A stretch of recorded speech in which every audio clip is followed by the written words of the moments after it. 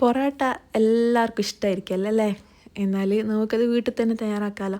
ഇനി ആരെങ്കിലും തയ്യാറാക്കി നോക്കാത്തതായിട്ടുണ്ടെങ്കിൽ ഒന്ന് റെഡിയാക്കി നോക്കുക കേട്ടോ. വളരെ എളുപ്പത്തിൽ നമുക്ക് തയ്യാറാക്കിയെടുക്കാൻ പറ്റും. ഞാനിവിടെ ഒരു 10 പൊറോട്ടയുടെ ഒരു അളവിലാണ് തയ്യാറാക്കുന്നത്. അപ്പോൾ അതിനാവശ്യമായിട്ടുള്ള മൈദ എടുക്കുക. ഇനി അതിലേക്ക് മൈദ ഞാനൊന്ന് ജസ്റ്റ് ഒന്ന് അരിച്ചെടുക്കുന്നുണ്ട്. എന്തെങ്കിലും വേസ്റ്റ് കാര്യങ്ങളുണ്ടെങ്കിൽ ഒന്ന് പോയിക്കോട്ടെ എന്ന് വെച്ചിട്ടാണ്.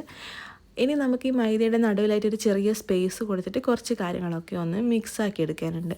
ഒരു മുട്ട ചേർത്ത് കൊടുക്കാം. ഒരു 10 മുതൽ 15 പൊറോട്ടക്കൊക്കെ ഒരു മുട്ട മതിയാവും.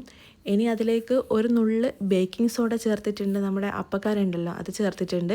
പിന്നെ ഒരു ടീസ്പൂൺ പഞ്ചസാര, പിന്നെ ഇതിനാവശ്യമായിട്ടുള്ള ഉപ്പ്, പിന്നെ നമ്മൾ കുറച്ച് വെള്ളം, നോർമൽ വെള്ളം, അതായത് പച്ചവെള്ളം ചേർത്ത് കൊടുക്കാം.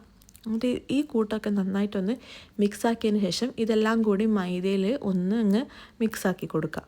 അങ്ങനെ എല്ലായിടത്തും ഈ ഒരു കൂട്ട് ആയതിന് ശേഷം നമ്മുടെ ചപ്പാത്തിയേക്കാൾ കുറച്ചും കൂടിയും ലൂസാകുന്ന തരത്തിൽ വെള്ളം ചേർത്തിട്ട്, ഒരുപാട് അങ്ങ് ലൂസായി പോകരുത്, ചപ്പാത്തിയേക്കാൾ കുറച്ചുകൂടെ ഒന്നങ്ങ് ലൂസാവണം, ആ തരത്തിൽ ഇതൊന്ന് കുഴച്ചെടുക്കാം. ഇതിപ്പോൾ നന്നായിട്ട് കുഴച്ചെടുത്തിട്ടുണ്ട്. ഇനി ഇത് ടൈം അനുസരിച്ചിട്ട് 1 മണിക്കൂർ മുതൽ 1.5 മണിക്കൂർ വരെ റെസ്റ്റ് ചെയ്യാൻ വേണ്ടി വെക്കാം. ഇപ്പോൾ ഒരു 1.5 മണിക്കൂർ കഴിഞ്ഞിട്ടുണ്ട്. കണ്ടില്ലേ, നല്ലവണ്ണം സോഫ്റ്റായി വന്നിട്ടുണ്ട്. ഇതുപോലെ സോഫ്റ്റായി കഴിഞ്ഞാൽ പൊറോട്ടയും കഴിക്കുമ്പോൾ നല്ല സോഫ്റ്റായിരിക്കും. ഇനി ഇത് ബോൾസാക്കി മാറ്റി വെക്കണം, ഉരുളകളാക്കി മാറ്റി വെക്കാം. ഒരുപാടങ്ങ് ചെറിയ ചെറിയ ഉരുളകളാക്കേണ്ട, ഒരു അത്യാവശ്യം വലുപ്പം ഇരുന്നോട്ടെ, എന്നാലാണ് പൊറോട്ട നല്ല ലെയറായിട്ട് നമുക്ക് കിട്ടുക. ഇനി ഇതിലേക്ക് ഓയിൽ ചേർത്ത് കൊടുക്കുക. ഇതിൻ്റെ ഒരു 1/4 ഭാഗം ഓയിൽ മുങ്ങി നിൽക്കുന്ന തരത്തിൽ, ഒരുപാട് ഓയിൽ വേസ്റ്റ് ആക്കേണ്ടെന്ന് വെച്ചിട്ടാണ് ആ തരത്തിൽ എല്ലായിടത്തും ഒന്ന് സ്പ്രെഡാക്കിയിട്ട് ഒരു മണിക്കൂർ മുതൽ ഒരു 1.5 മണിക്കൂർ വരെ ഒന്ന് റെസ്റ്റ് ചെയ്യാൻ വേണ്ടി വെക്കണം. അപ്പോൾ ഒന്നും കൂടിയും ഈ ഒരു ഓയിലിൻ്റെ ഒരു സോഫ്റ്റ്നെസ്സൊക്കെ ഇതിന് കിട്ടും. ഇതിപ്പോൾ ഒരു 1.5 മണിക്കൂർ കഴിഞ്ഞിട്ടുണ്ട്. ഇനി നമുക്കിതിന് ഒരു കൗണ്ടർ ടോപ്പിൽ കുറച്ച് ഓയിൽ സ്പ്രെഡ് ചെയ്ത് കൊടുത്തിട്ട് ഇതൊന്ന് ഒട്ടിപ്പിടിക്കാതിരിക്കാൻ വേണ്ടിയിട്ടാണ് കേട്ടോ. അപ്പോൾ ഇതുപോലെ ഒരു കൗണ്ടർ ടോപ്പിൽ ഓയിൽ സ്പ്രെഡ് ചെയ്തിട്ട് നന്നായിട്ടൊന്ന് പരത്തിയെടുക്കുക. നമ്മൾ എത്രത്തോളം മാക്സിമം നമുക്ക് പരത്തിയെടുക്കാൻ പറ്റുന്നുണ്ടോ അത്രയും നന്നായി തിന്നായിട്ട് പരത്തിയെടുക്കാം. ഈ പരത്തുന്ന സമയത്ത് നമുക്ക് ഒരുപാട് സ്ട്രെയിന് കാര്യങ്ങളൊന്നും കൊടുക്കേണ്ടിയില്ല. കാരണം അത്രയും നമ്മൾ മൈദ സോഫ്റ്റാക്കുക, റെസ്റ്റ് ചെയ്യാൻ വെച്ച സമയത്തൊക്കെ നല്ല സോഫ്റ്റ് ആയതുകൊണ്ട് തന്നെ നമുക്ക് വളരെ ഈസി ആക്കിയിട്ട് പരത്തിയെടുക്കാൻ പറ്റും. എന്നിട്ട് ജസ്റ്റ് ഒന്ന് വീശി അടിച്ചാൽ മതി ഒരൊറ്റ തവണ, അപ്പോഴത്തേക്ക് എല്ലാം റെഡി ആയിട്ടുണ്ടാവും. ഇനി ഇതിലേക്ക് കുറച്ച് ഓയിൽ തടവി കൊടുക്കാം. പിന്നെ ഇതിൻ്റെ മുകളിലായിട്ട് കുറച്ച് മൈദ ഇങ്ങനെ കൈകൊണ്ട് ഇങ്ങനെ ഒന്ന് എല്ലായിടത്തും ഒന്ന് സ്പ്രെഡ് ചെയ്ത് കൊടുക്കാം. കുറച്ച് മൈദ മതി കേട്ടോ. ഇത് എന്തിനാണെന്ന് വെച്ചാൽ നമുക്കൊരു ലെയർ ഇങ്ങനെ കിട്ടാൻ വേണ്ടിയിട്ടാണ് അങ്ങനെ ചെയ്യുന്നത്. ഇനി ഇതുപോലെ ഒന്ന് ചുറ്റിച്ച് കൊടുക്കാം.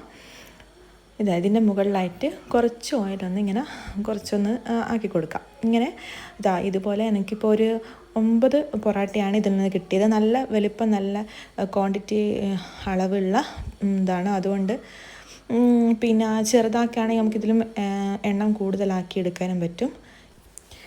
ഇനിയിപ്പം വലിയ പണിയൊന്നുമില്ല, ഓരോന്നോരോന്ന് നമുക്ക് ആക്കിയെടുക്കാം. നല്ലവണ്ണം ചൂടായ പാനിലേക്ക് നല്ലവണ്ണം ചൂടാവണം കേട്ടോ. എന്നിട്ട് നമ്മൾ ഓരോ സൈഡും തിരിച്ചും മറിച്ചും ഒക്കെ ഇട്ടിട്ട് കുറേ സമയം ഒരു സൈഡ് തന്നെ വെക്കണ്ട, അങ്ങനെ കുക്ക് ചെയ്തെടുക്കാം. ഒരുപാട് ഫ്ലെയിം കുറച്ച് കഴിഞ്ഞാൽ പൊറോട്ട വേവില്ല, ഭയങ്കര ഹാർഡും ആയിരിക്കും. അപ്പം നല്ല ചൂടിൽ തന്നെ തിരിച്ചും മറിച്ചും നമ്മൾ ഇട്ടിട്ട് ഇതുപോലെ നല്ലവണ്ണം കുക്കാക്കിയെടുക്കാം. ഓരോന്നും ആയ ഉടനെ തന്നെ ഇതുപോലെ നന്നായിട്ടൊന്ന് വീശി അടിച്ചു കൊടുക്കുക. അപ്പോഴാണ് പൊറോട്ടയൊക്കെ അതിൻ്റെ കറക്റ്റ് ടെക്സ്ചർ കിട്ടുക. നല്ല അടിപൊളി ടേസ്റ്റാണ് കേട്ടോ, അടിപൊളി ടേസ്റ്റാണ്. പുറമേ നല്ല ക്രിസ്പിയാണ്, ഉള്ളിൽ നല്ല സോഫ്റ്റാണ്, നല്ല ലെയറാണ്, അടിപൊളിയാണ്. എല്ലാവർക്കും ഇഷ്ടമാവും. എന്തായാലും തയ്യാറാക്കി നോക്കണം. ഇവിടെ ഇപ്പോൾ ഞാൻ ചിക്കൻ കറിയോട് കൂടിയാണ് സെർവ് ചെയ്യുന്നത്. അപ്പോൾ എല്ലാവരും വീഡിയോ ഒന്ന് കണ്ട് ട്രൈ ചെയ്ത് നോക്കുക. നിങ്ങൾക്ക് ഈ വീഡിയോ ഇഷ്ടമായിട്ടുണ്ടെങ്കിൽ നിങ്ങൾ ലൈക്ക് ചെയ്യാം. അതുപോലെ തന്നെ സബ്സ്ക്രൈബ് ചെയ്യാത്ത കൂട്ടുകാരുണ്ടെങ്കിൽ ഒന്ന് സബ്സ്ക്രൈബ് ചെയ്യുക. അപ്പോൾ നമുക്ക് വീണ്ടും നല്ല റെസിപ്പി ആയിട്ട് കാണാം. ബൈ.